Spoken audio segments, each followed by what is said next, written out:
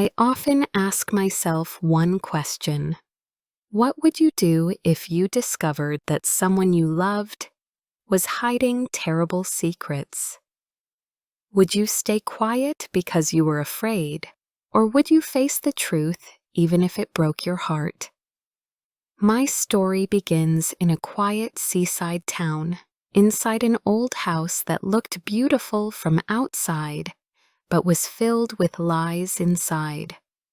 That was the house where my Aunt Eleanor lived, and where my life slowly changed forever. Eleanor was 70 years old, but she still cared deeply about how she looked. She wore expensive dresses every evening, and she put heavy makeup on her face before anyone saw her. She loved mirrors, and there were mirrors in every room of the house. She said they helped her check if she was still beautiful. My cousin Daniel and I often looked at each other when she said that, because her beauty had long gone. Yet she still lived every day as if she was the most elegant lady in town. Before I go on, let me ask you something. Where are you listening from? Which country? Which city? Share it in the comments, because I love to know my listeners. And if you are enjoying this story, please subscribe to the channel and share it with your friends. Daniel was Eleanor's only son. He was 34 years old and worked as a lawyer in the city.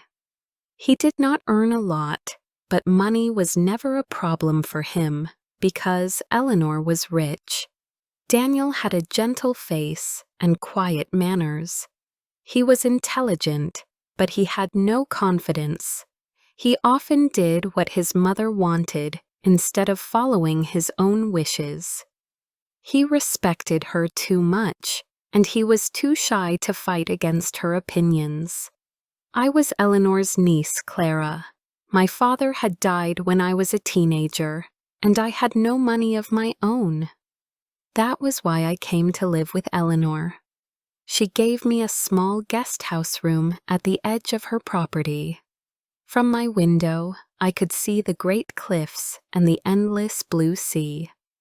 The house itself was large and decorated with golden frames, paintings, and old furniture from many countries. It looked like a museum, but for me, it was a place full of silence and secrets. At first, life in the house felt calm and organized. Every morning, Daniel left for work, and I stayed at home with Eleanor. At lunch, she liked to sit in the garden, even when the wind was strong from the sea. In the evenings, when Daniel returned from the city, we had dinner together in the dining room. Eleanor always demanded candles on the table. She said candlelight made her look younger. After dinner, we drank tea in the drawing room filled with carpets and old clocks. At 9:30, I carried the empty cups to the kitchen while Daniel stayed with his mother. I could hear their voices when I walked away. She spoke and he listened like a schoolboy. Most nights I did not go straight to bed. Instead, I walked down to the edge of the garden, where a narrow path led to a small stone bridge. There I stood alone and looked back at the house. I could see the windows of the drawing room, full of warm light. I could hear my aunt's laughter and sometimes the sound of Daniel answering softly. I loved Daniel.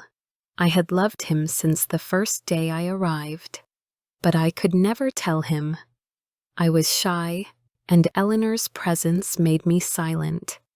I always felt she could hear my thoughts if I tried to speak. Eleanor often reminded Daniel of his brother, Thomas, who had died many years ago.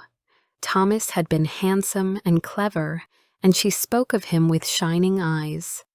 It was clear to me that she had loved Thomas more than she loved Daniel. Whenever she compared the two brothers, Daniel's shoulders sank lower. He looked smaller next to the ghost of his dead brother. I wanted to hold him and tell him he was enough, but Eleanor's shadow stood between us.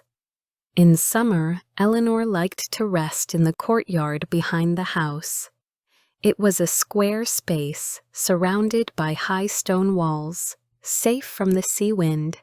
She placed a long chair under a large umbrella, and she often lay there for hours, her eyes closed, her face lifted to the sun.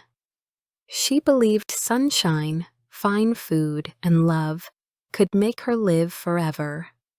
Sometimes she asked me to sit with her, but often I stayed in the attic instead.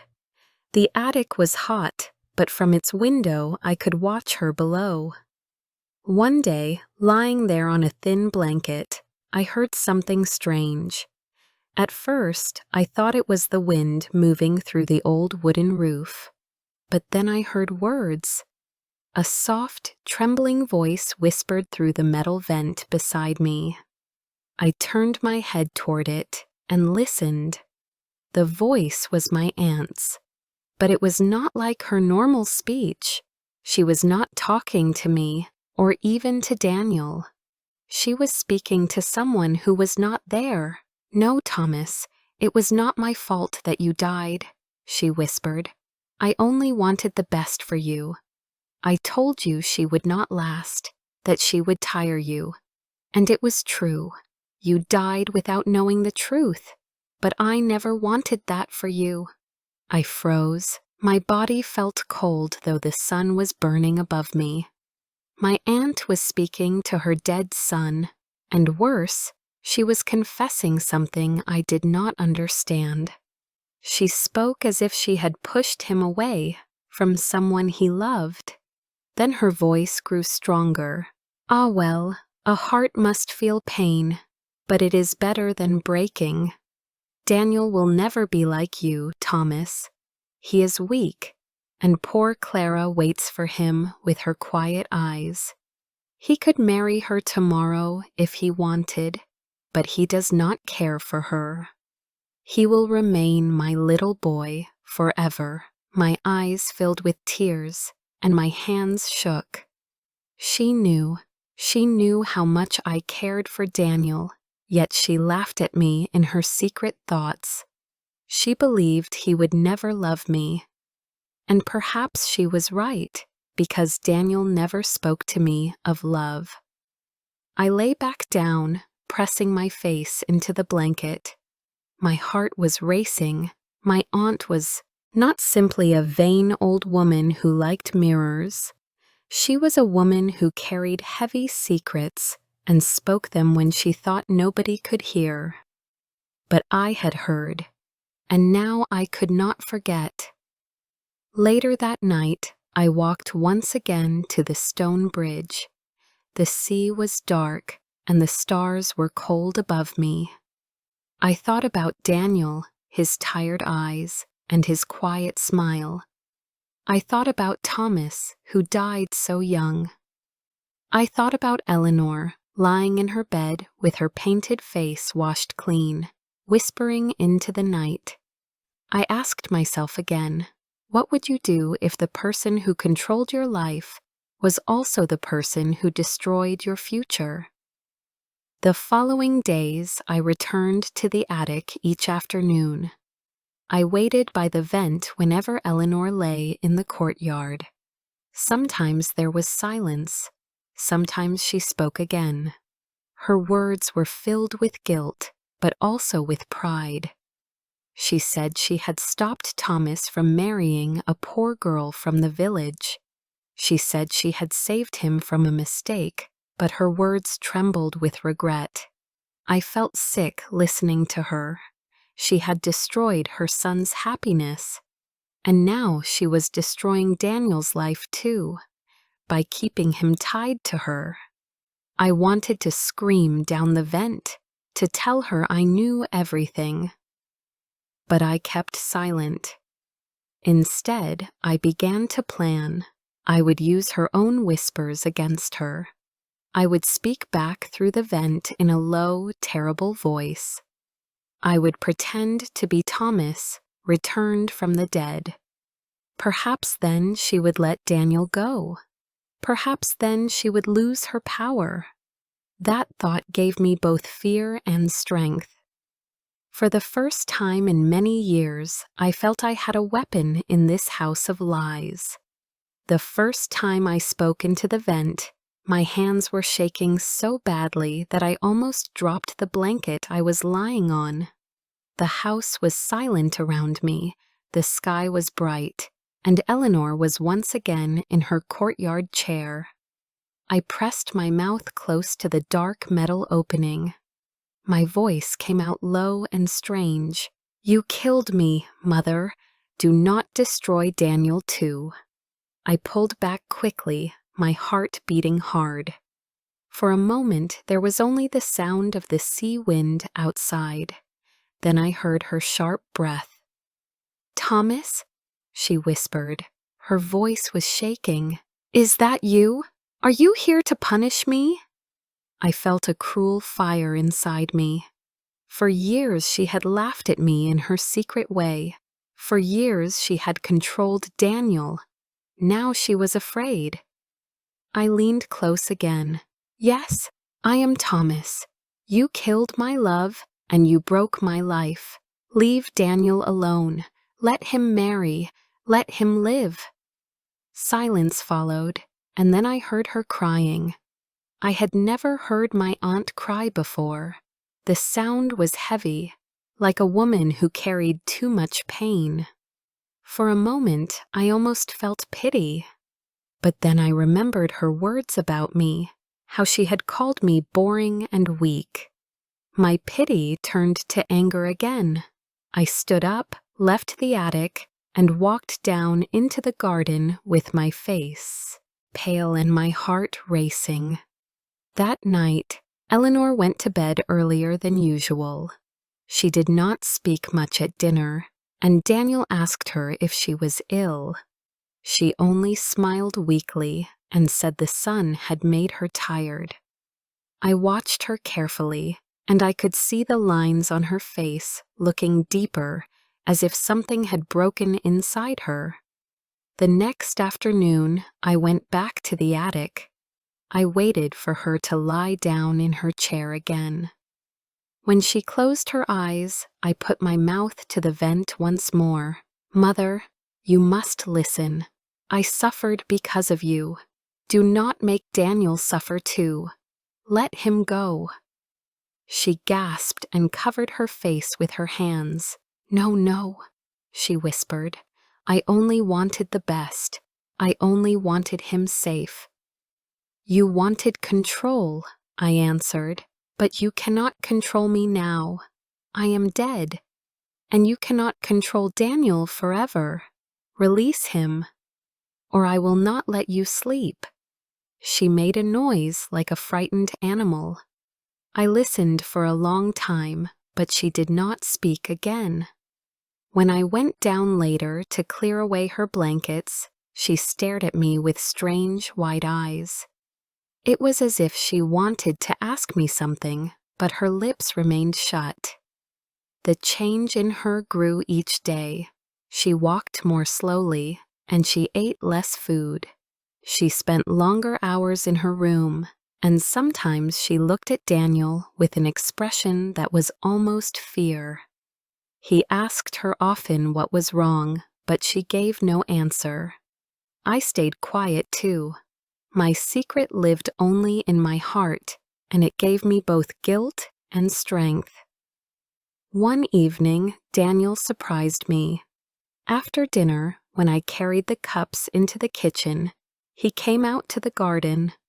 He rarely left his mother alone in the drawing room, so my heart jumped when I saw him walking toward me under the dark sky.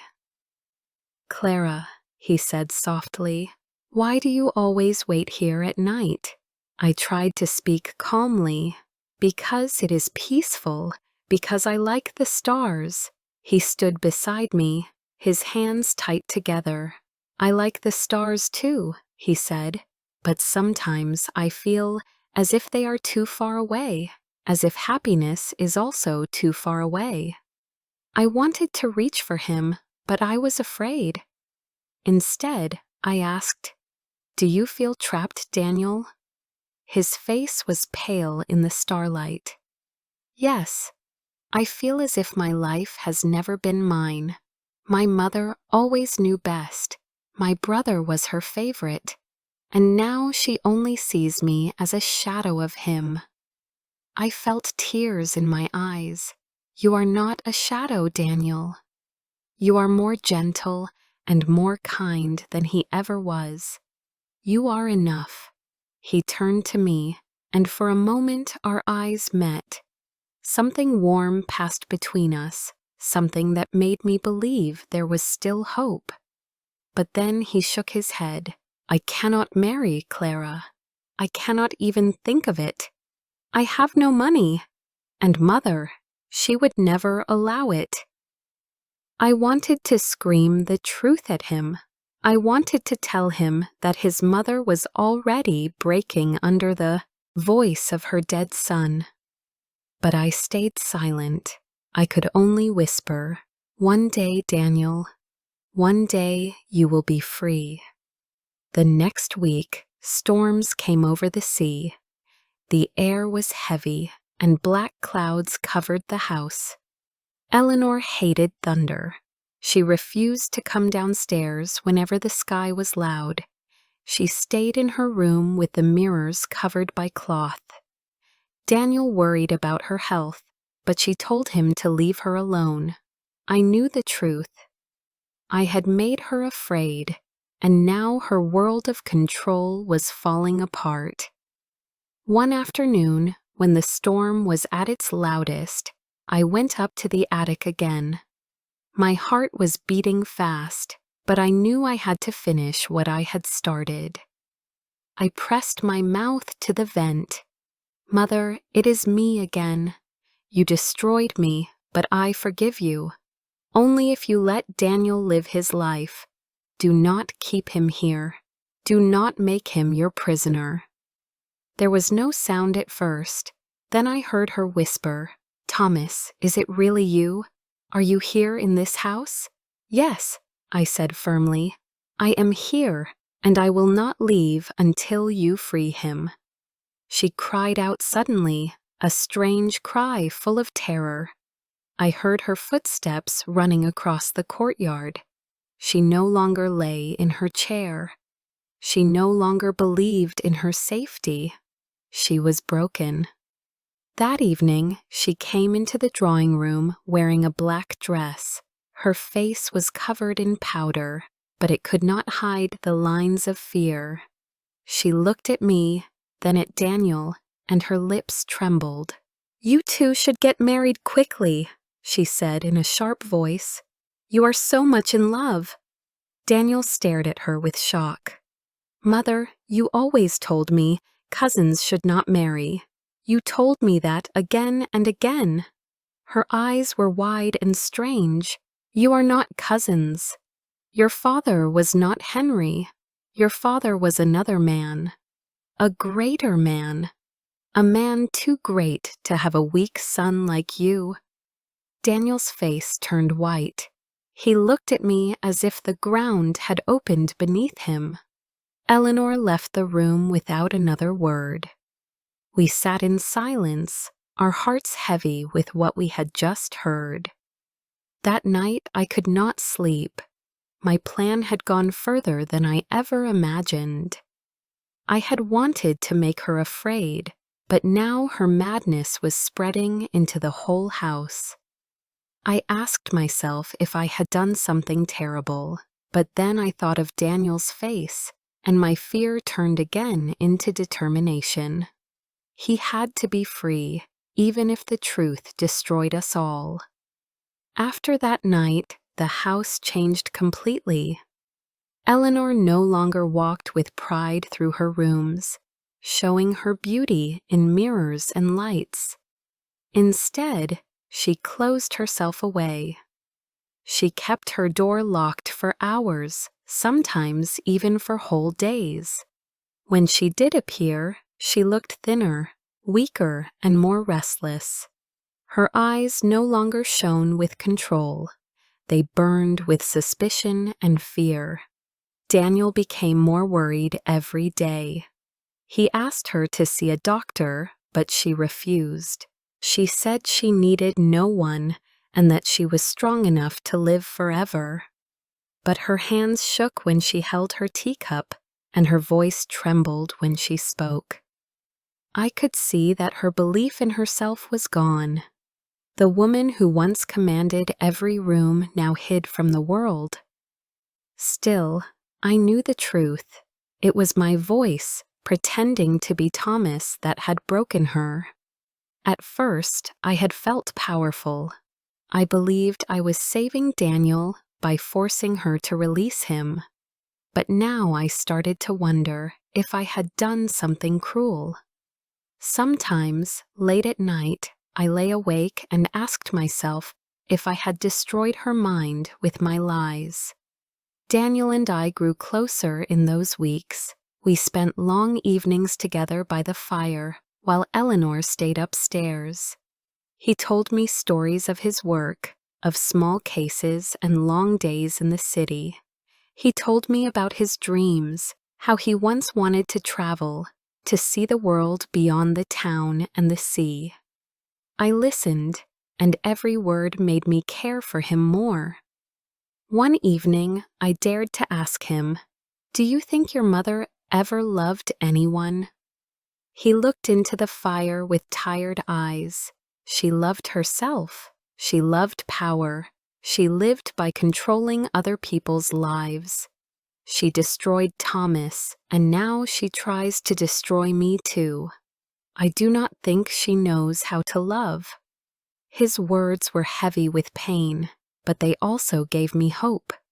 He could see her clearly now. He was not completely blind to her shadow. Soon the doctor came, called by a neighbor who had seen Eleanor looking unwell in the street. He said she needed rest, and he gave her medicine to help her sleep. But Eleanor refused to take it. She said she trusted no one, not even him. At night she walked in her room, talking to herself in broken sentences. Sometimes I could hear her through the walls, calling Thomas's name, begging him to forgive her. One morning, I entered her room quietly with a tray of tea. The curtains were closed, and the mirrors were covered with dark cloth. She was sitting on the bed, her hands pressed tightly together, her eyes wild. She looked at me as if I were a stranger. "Why are you here?" she asked coldly. "I brought you tea," I said softly. "I do not need tea. I do not need you. I do not need anyone," she whispered, turning her face away. I placed the tray on the table and left the room, my heart heavy. I knew she was slowly breaking, and I knew I had played a part in it. Her health went down quickly after that. She stopped eating, stopped caring for her appearance, stopped walking in the garden. The woman who once lived for beauty now hid from her own reflection. A month later, she was gone. She died quietly in her sleep, her body finally too weak to carry her heavy spirit. When we received the news, Daniel sat silently for hours. His face showed no tears, only a deep exhaustion. I wanted to comfort him, but I knew his grief was complicated. A child cannot simply hate a parent, no matter how cruel. He carried both sorrow and relief, and I could not take either away. The day of her funeral was cold and gray. Few people came. Because Eleanor had lived a proud and distant life. She had kept friends away with her arrogance and family away with her control. I stood beside Daniel as the priest spoke, and I held his hand tightly. For the first time, he did not pull away. But Eleanor's final act of control was still waiting for us. When her lawyer read the will, we sat in shock. She had left Daniel only a small amount, enough for a single year of living. She had left me even less, barely enough to buy clothes for a season. All the rest of her money, her jewels, her paintings, her furniture, had been given to a grand building she had planned for years. A museum carrying her own name. The Eleanor Hall. Daniel's face turned pale as the lawyer read the words. I felt anger burning inside me, but also a strange kind of understanding. Even in death, Eleanor wanted to remain powerful. She wanted the world to remember her, not us. She wanted her name carved in stone, not our lives built with her support. That evening, Daniel and I sat together in the drawing room, the firelight soft around us. He spoke quietly. She is gone, but her shadow is still here. Even now, she tries to control us. She took everything, Clara. She wanted us to feel small even after her death. I touched his hand gently, but she failed. We are free now. We may have nothing, but we still have each other. He looked at me with tired eyes, and then his face softened. You are right. For the first time in my life, I feel free. Poor, but free. The weeks that followed were hard. We had little money, and the great house was no longer ours. The lawyers sold it quickly, and strangers moved in. Daniel and I rented a small flat near the sea. It had only 2 rooms, and the walls were thin, but it was ours. For the first time, we cooked our own meals, cleaned our own floors, and laughed without fear of being overheard. At night, when we walked by the water, I often thought of the past. I thought of Eleanor sitting in her courtyard, her face lifted to the sun. I thought of the whispers that rose through the vent, the lies, the guilt, the fear. I wondered if she ever truly understood the damage she caused. Perhaps she did, and that was why she died with such torment in her eyes. Daniel slowly began to heal. He found small cases to work on in town, and he started to believe in himself. Sometimes he still carried his sadness like a heavy coat. But when he smiled at me, I knew there was hope. One evening, as we walked home by the cliffs, he stopped and turned to me. Clara, he said, his voice soft, you were always there for me, even when I was too blind to see it. I do not want to be afraid anymore. I love you. The sea wind was strong, but his words were stronger. I felt tears on my face, and I answered with the truth that had lived in me for so long. I love you too. That night, in our small home, I thought of Eleanor one last time. She had built a museum for her own name, but I realized something important. Names carved in stone mean nothing if they are not connected to love. She wanted to live forever in memory, but all she left behind was pain. We, on the other hand, had nothing of gold, nothing of wealth, nothing of power. But we had something she never had. We had love, and with that, we could build a future together. The house of lies was gone. The house of truth, fragile but real, had begun. If you connected with this story, please subscribe for more emotional English stories each week.